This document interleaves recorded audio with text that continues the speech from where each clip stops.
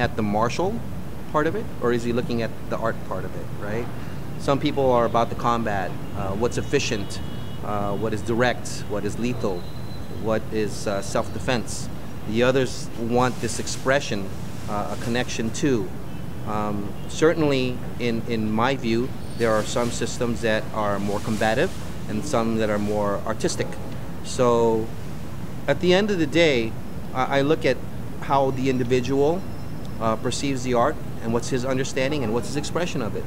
You know, we talked about earlier the necessity of a teacher and what qualities he must possess and be able to translate onto his students, right? Ability, knowledge, and character. So if any one of those things are missing, me as an individual, would I go search that from somebody else? Like, I could like a particular system just by watching its movements and understanding its validity. But do I like that teacher necessarily? I could get that from somebody else. But if someone can really encompass those elements, then why not, you know? For me, it takes a certain amount of intelligence to be able to teach all those things. And in order for me to honor that person, to teach it, it's to know the art and give the proper credit of due to who I learned it from, so that if I teach it to somebody else, that person's going to say the same. It goes across the board, you know, in any martial art.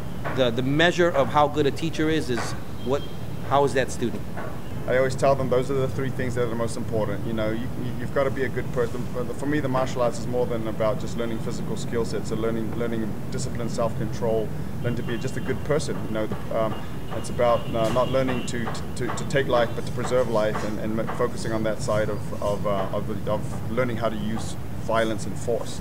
And so each of those elements is important. It's hard to have one without the other and to be a good instructor or a practitioner of the art. But when you come to the knowledge side of it, you know, I put things through I like to put things through a filter based on my background. When I was studying not just the Filipino martial arts, but other martial arts at the same time, you know, alongside the Filipino martial arts, it was because I was going into law enforcement as a career, and I saw myself moving forward in that, and I love the art.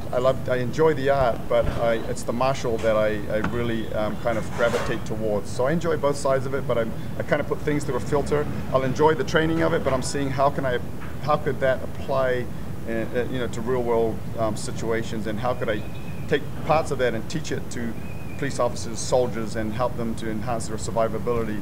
And so I kind of put things through a little bit, and so that's part of knowledge. You know, like Sonny was saying, some instructors may be better than others for you based on those three criteria. And for me, part of that knowledge sometimes is also, does that instructor know how to translate that into the martial side of it? Does it translate into how can I actually use this stuff in a self-defense scenario? Have they, you know, are they able to see that? Do they have the experience to see that, or whatnot? And that can make the difference. You know, you may be someone that might not have as much knowledge as another instructor per se, but their knowledge and how to apply what they do know to a real life situation may be more valuable to you.